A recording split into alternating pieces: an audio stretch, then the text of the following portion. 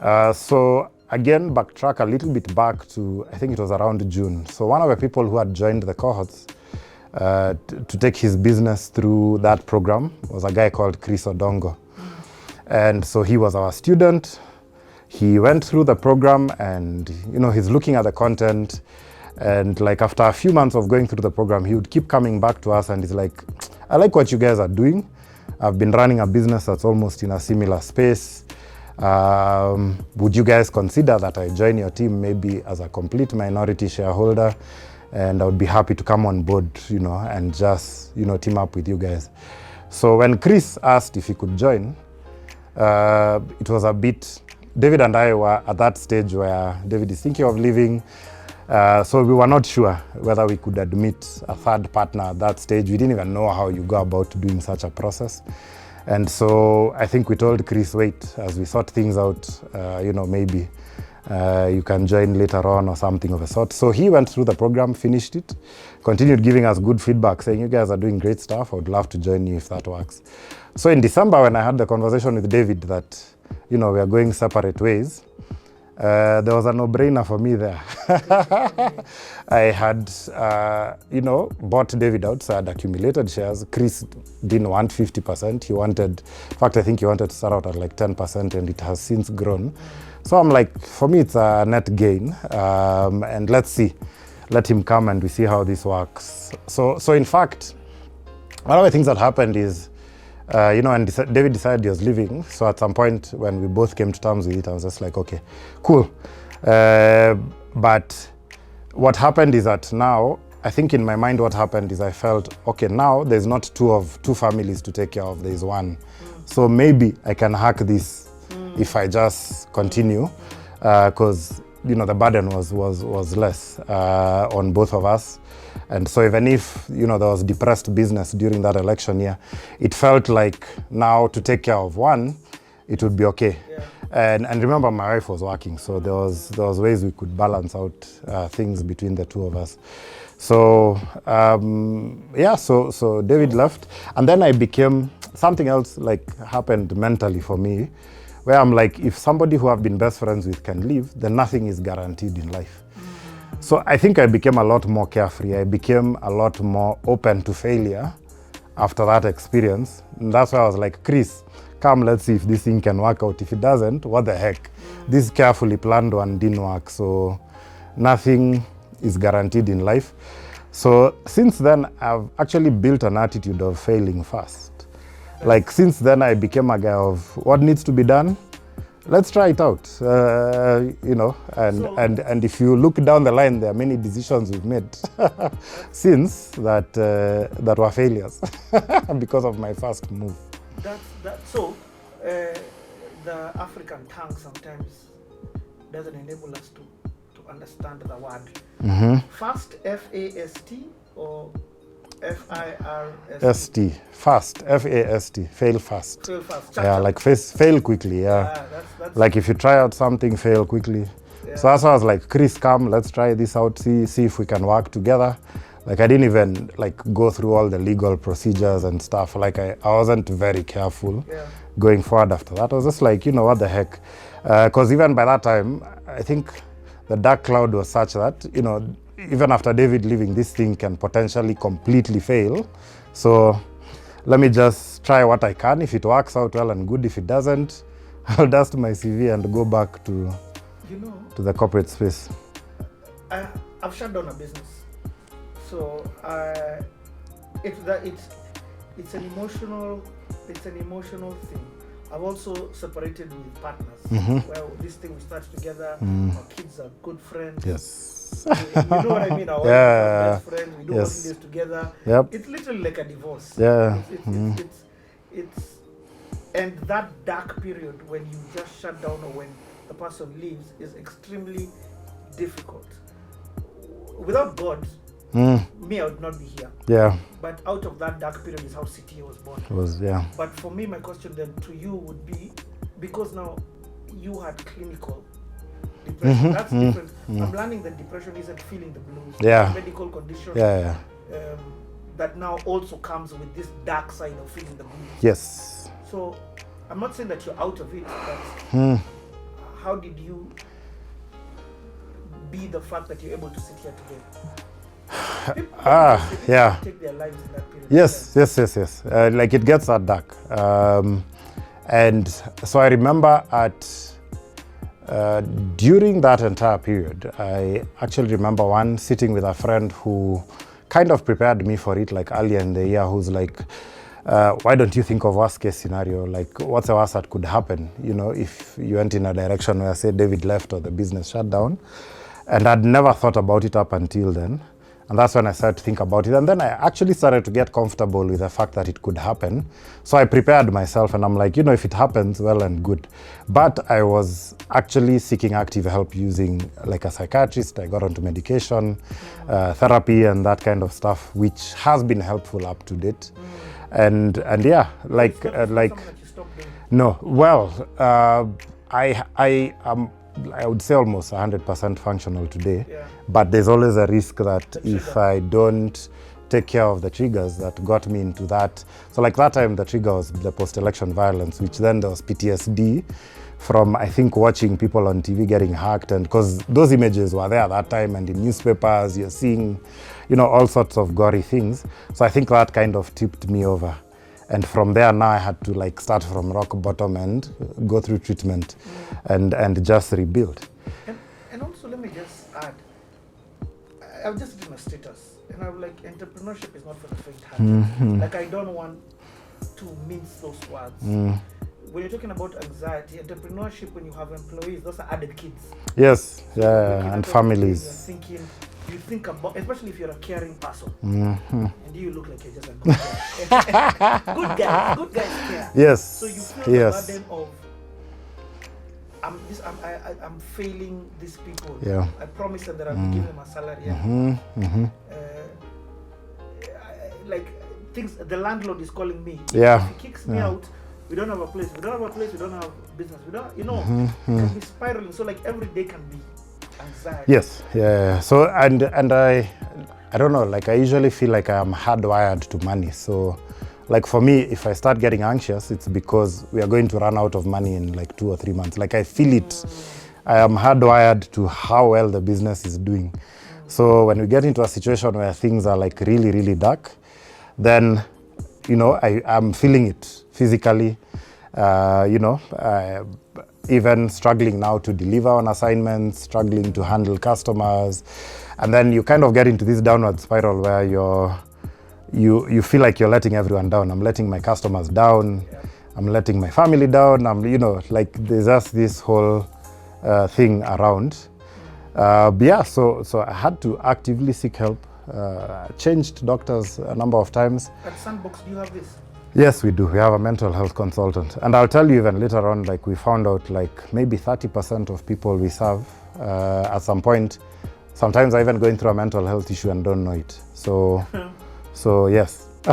So it's something that we figured that if we are going to holistically help entrepreneurs, then even for those very dark periods, because people go through like life issues, they go through divorce, they go through separation. My wife and I did a survey, was it 2 years ago, a year ago, around entrepreneurship and marriage. And the stories that came out were crazy. There are people who have broken marriages. A lot of people were saying in that thing how I wish my first wife was there to enjoy the fruits of whatever, because the first wife is the one who went through all the hell, and then maybe they separated and then the business picked up and now they become very successful, but it's with somebody else. So, I mean, entrepreneurship can be very, very rough. Like for me, I was fortunate my wife was working, but you see, you still face challenges because maybe her salary alone is not enough in those days when there's completely zero on my side to take care of things. And so I end up in that space where now I'm feeling, and culturally I'm a man, I'm not providing, There's just that, yes, into my identity, Men, our identity is in what we do. So when that's not working, it spills over into the home. And sometimes the women don't care, but sometimes they feel, okay, you're not pulling your weight. And then they start to doubt, am I supporting a vision that's going to die? is this business really going to work? Is this guy chasing a pipe dream? You know, so all those kinds of questions begin to come up, and yeah, some tough questions to answer during that time. Oh man, that's so powerful.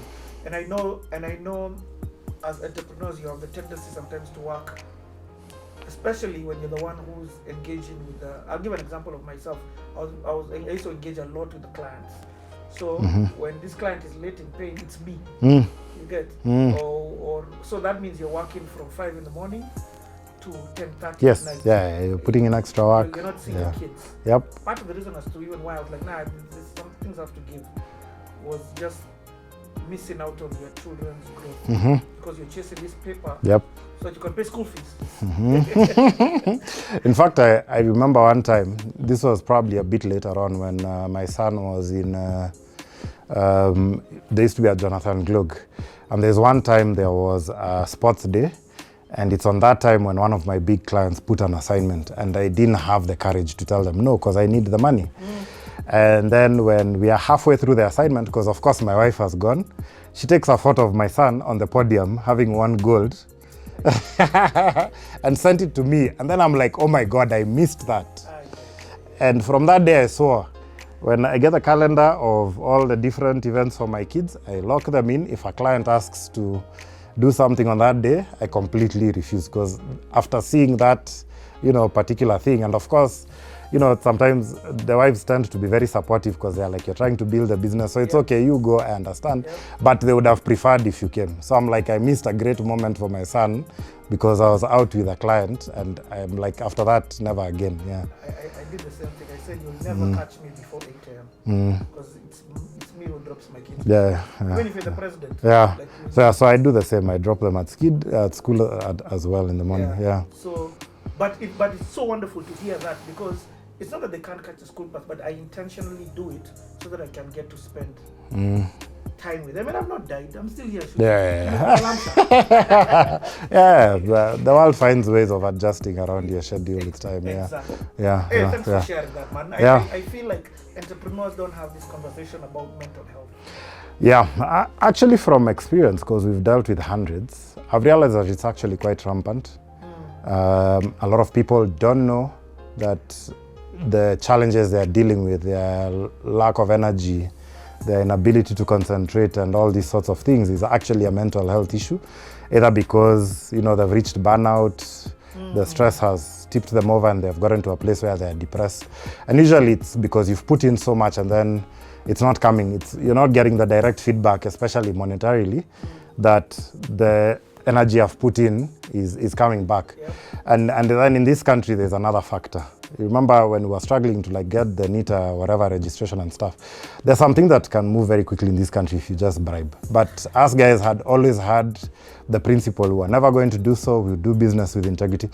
So that integrity path actually makes things 10 times harder. Because there are many places you're not going to get deals. There are people who want to, you know, they have their hands greased.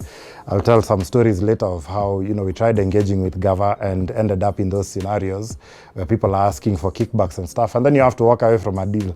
And it doesn't matter how broke you are, like, because of, you know, choosing to stand for our principles. And so sometimes you get into this scenario where you're like, why is it I'm suffering because I'm doing the right thing? You know, I don't have access to business because I've refused, you know, to go down the path of corruption and those kinds of things. So it can get really dark in that space. And so you find a lot of entrepreneurs who also take that path of, you know, trying to do the right thing. Business will not work out because you're trying to do the right thing. Or you put in 100%, you get 10% back. And so only the very resilient can actually ride that wave out. Because eventually, yes, it pays off. You know. Solomon Wangwe, and I can share this because you did videos with him. Yeah. That you're one of the people who invested with him. Yes. Land acquisition. I mean, the amount of horror stories that he has because of integrity issues. Yeah. I mean, him deciding just to keep his integrity has frustrated business him a lot of times. But the beauty of what it is that and I agree with you, and it's my mantra. In Yeah. case anyone is watching, good guys win. Yeah. So this integrity thing that we're talking about, it pays off. It pays off eventually. It pays off. It pays off. And they don't just win; they win for long. When they win, I mean, it's a struggle for. It's Yeah, a struggle yeah. before you win. Yeah. Yeah. So and I want you to touch on that, because part of the reason why I do CTA is I'm such a believer of values, and right values.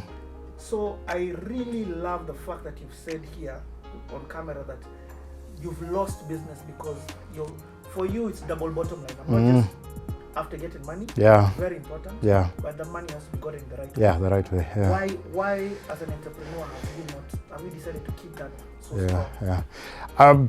I would say two things influence that. So one, probably back to my faith upbringing, that those values became a core part of who I was. But the second thing is also, when doing my research about why Africa is where it is, it's just basically getting sold out by leaders.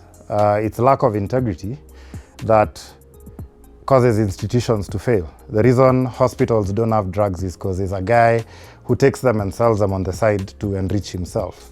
Or there's a guy who coolers the money for the rooms. Or projects get inflated, so we end up getting things at 2 or 3 times the cost they should have been. I mean, NHIF, they're increasing NHIF now, but we know that somebody who was basically a receptionist at NHIF had property worth more than 160 million shillings. So there's all these things that the public should be having, or even, it happens a lot even in the private sector, where, people just...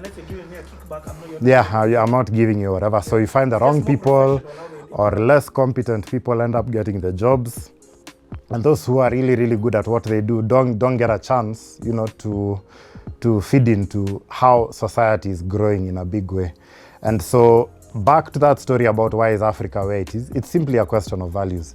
Lack of integrity is what has caused us to be a third world country today. We could have been a middle or first, world economy today if simply the money that was set aside to build roads, build hospitals, build schools had gone to what it is. Yeah, was used for that.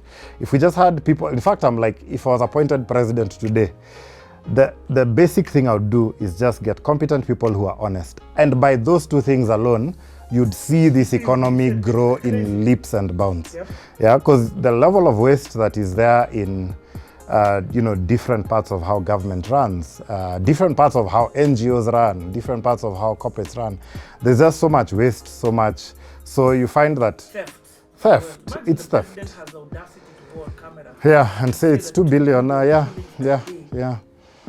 It's stolen. Yeah. And I mean, just imagine what that would do. And we're in a country where we still flag off, food to go and feed the hungry. Kids still learn under trees. These are things that would not, that 2B would build 50 classes, every year. So we could be a well-run country. And my experience in Norway was also that. Norway is one of the best-run countries in the world. Public resources, people handle it with integrity and everything. Basically, everyone in that economy is rich. I remember one time asking my housemate,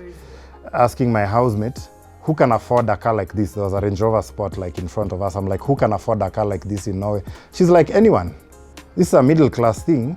Here, it's wealthy people who, whatever. But in a place like Norway, everyone is wealthy because of how the country's assets have been managed. And when I just looked at how the economy was run, it was basically getting people of integrity into office. And that's why, I am so passionate about this integrity thing. If you are on my timeline a few years ago, and I'll tell you why I stopped making noise about politics.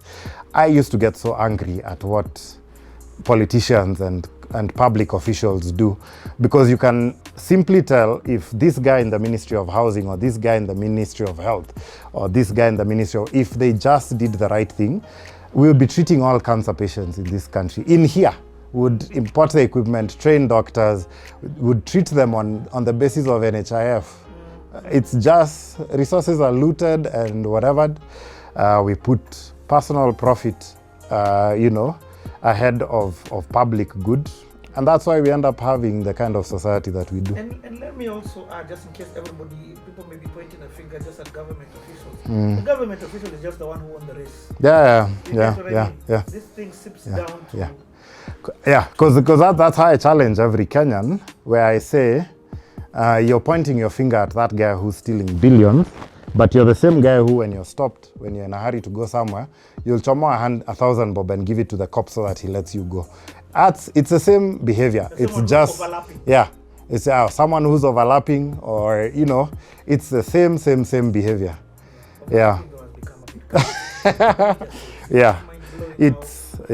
So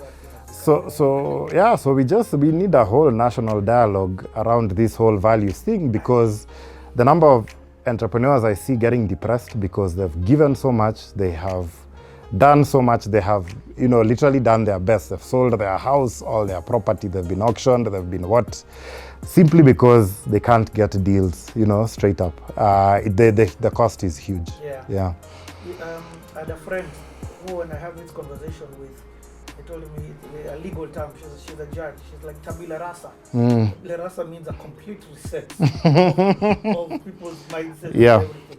And one of the questions, again, just to sort of close this thing that I always wonder, when you get kids, you begin to wonder, what if I give you the best education?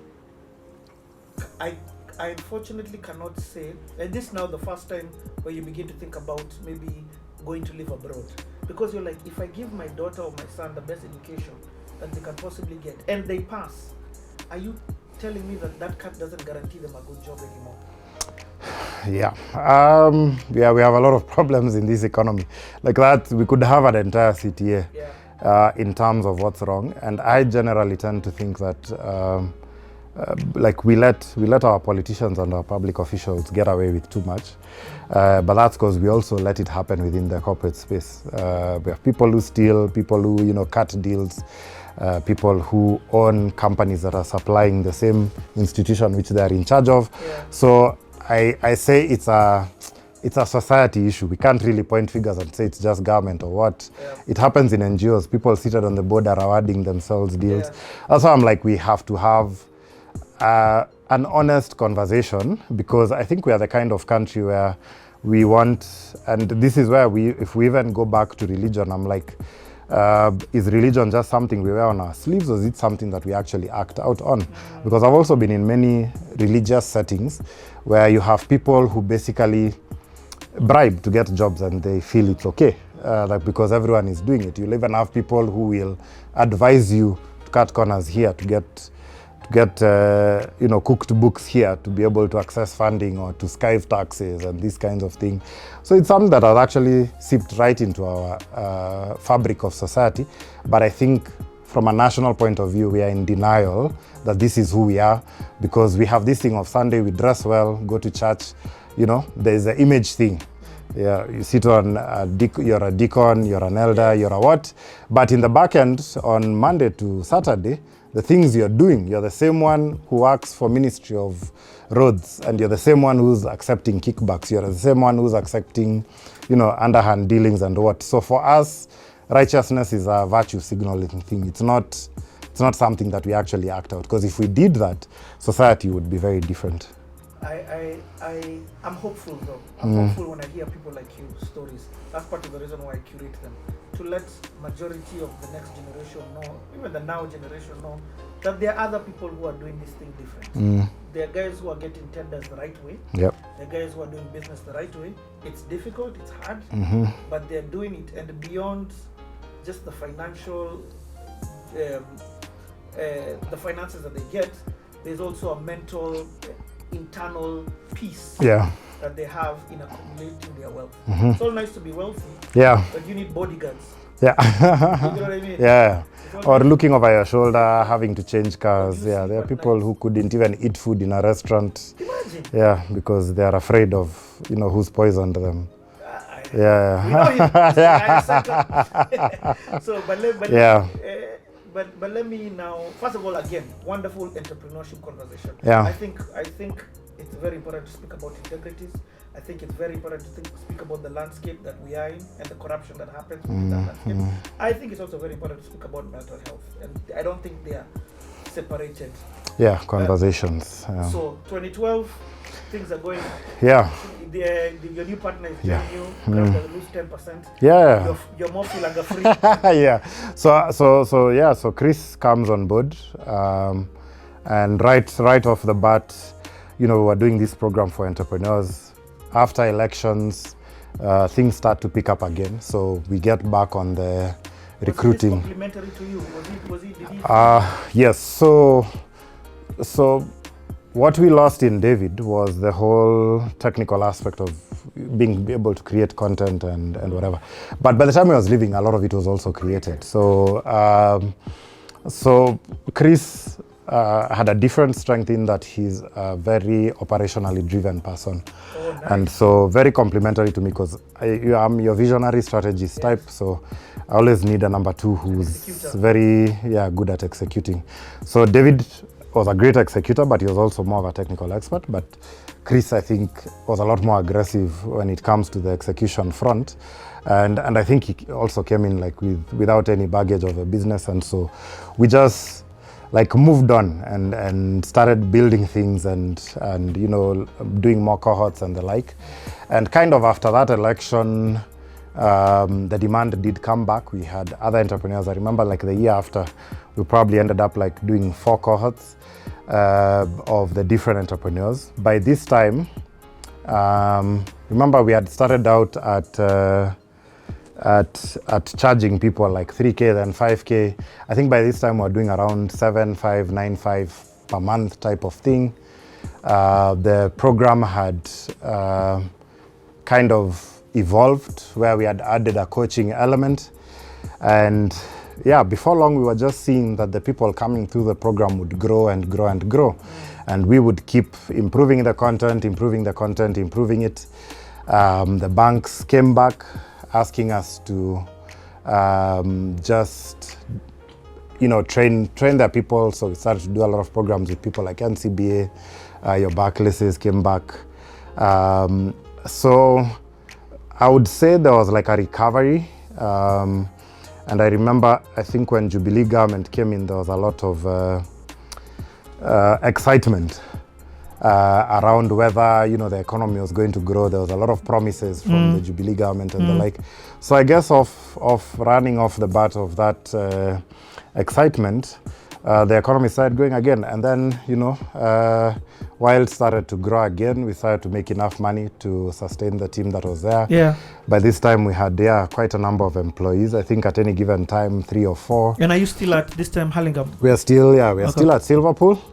And then by around 2013, 2014, going back to the Penya incident, I remember getting a call from, I think it was Liz Kilili. Creative Garage. Of Creative Garage, yeah. Liz, we were close. We were in the same life group and, good friends. And so at some point she was running something in Kuana Trust for creatives. And I think the topic was, are creatives entrepreneurs? And so I went and talked about how, you can build a creative business and, structure it and it grows and it generates money and all those sorts of things. And seated in the audience was the executive director of Kuana Trust, who then walks up to me and says, you sound like the guy we've been looking for. We are getting this funding from it was Hivos at the time. We had to do a strategy for Kuana Trust, and it needs to focus on how creatives can become profitable. And we've been looking for someone different from the NGO consultants we've been working with. We're looking for someone commercial who can bring that hardcore commercial thinking into how we are doing things.